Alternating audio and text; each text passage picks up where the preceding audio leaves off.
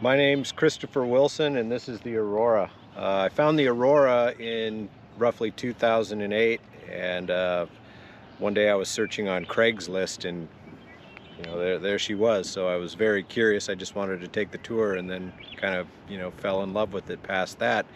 And here we are today. It's a 1955 built German cruise ship. It was the first ship that Germany was permitted to build post World War II, and it's got a lot of history about it. And this is something that's become a passion to restore over the course of the last years. And we've done so many projects on board, and we've met so many people through this project. And she's come a long way, and she's still got a long way to go, but that's what we're fighting to do. We're fighting to actually save this ship and preserve it for future generations. And I think we've got a pretty good foothold on doing just that. Anyway, we're gonna go aboard the Aurora, and I'll show you around. It's kind of a big boat to show in a short video, but over time I think we'll be showing every piece of the boat and all of the projects that we're gonna do on board. And we have a lot of projects. So come on up.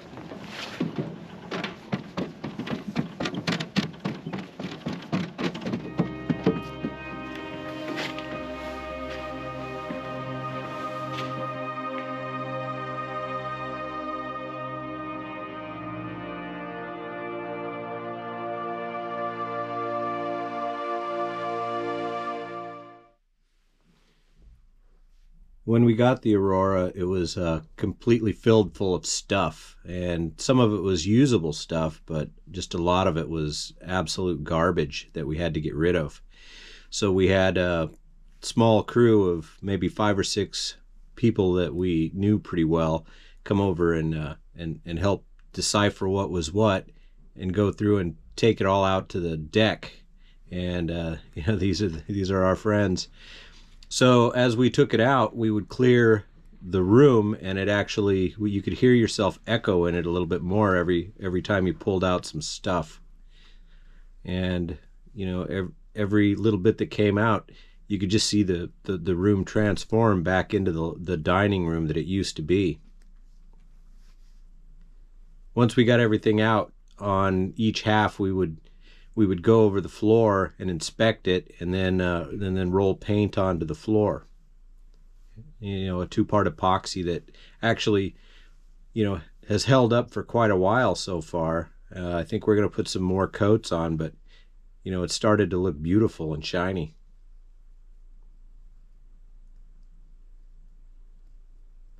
This is the other half. It just the other half was painted, so we stacked all the chairs that we had over there, and we just went to work on the other half, trying to clean the floor the best that we could before we laid any paint onto it.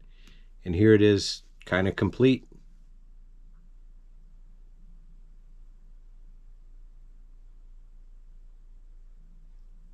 Looks amazing.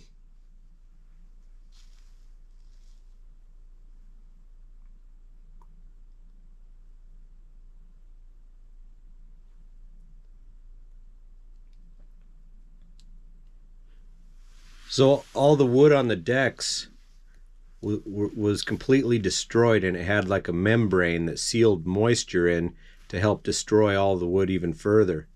So when I pulled up all of the wood, so much moisture had made holes in the steel deck, electrolysis and whatnot, and everything had to come up. And this is us pulling off all of the wood, and underneath was like a leveling compound that we had to get rid of, along with some rust and scale.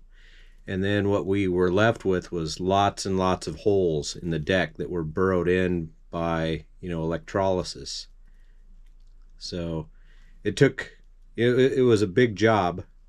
It took months and months and months to do, and the entire deck is still not complete. We still have some areas that need work, but that's something that we work on every summer, a little piece at a time, because it's such a large job.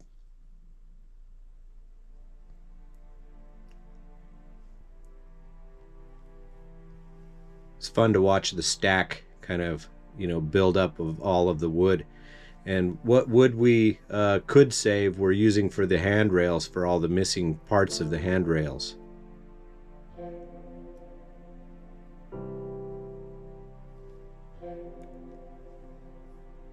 The little stack of slag that you see developing on the right, that stack of slag became huge. It became like a small mountain.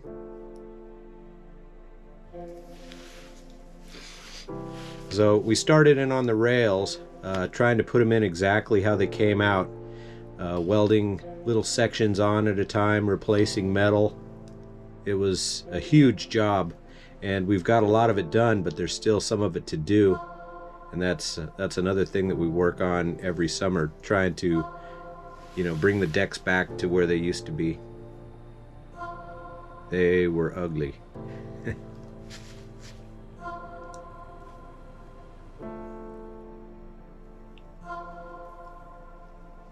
Everybody who came and looked at these decks said this job was almost an impossible job. We would never be able to fix these decks. We would never be able to deal with them. And I would like to think that we proved them wrong. We actually removed all of the rust and scale and made a bunch of patches for the little holes.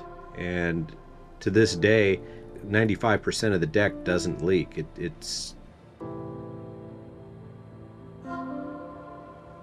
It's actually a beautiful deck now.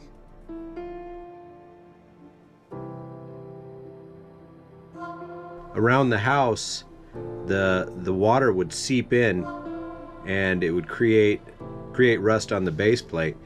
So I had to cut out steel and weld the steel onto the base plate in order to, recreate it. And that stopped a lot of the water intrusion, but it also looks great when it's finished. It takes quite a while. We've only got maybe a fourth of the house complete on the base plate. We put a little bit of filler in to make it look pretty. That's not to seal it, it's just to make it look a little bit better once we sand it off and paint over it.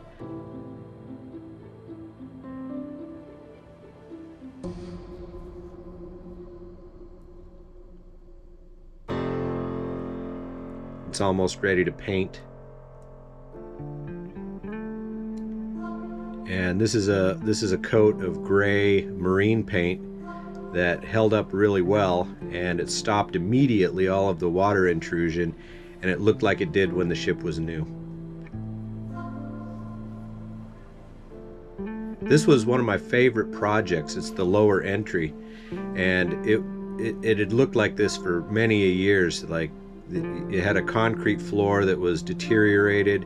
The ceiling was mixed-match tiles. This used to be a little gift shop when the Aurora was a cruise ship.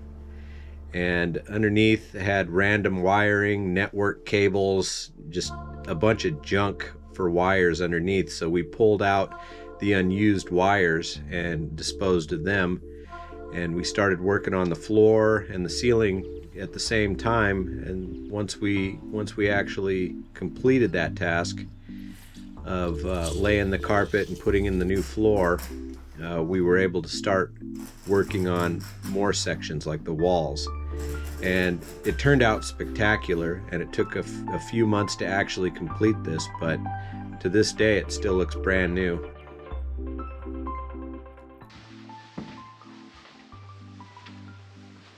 Check this out.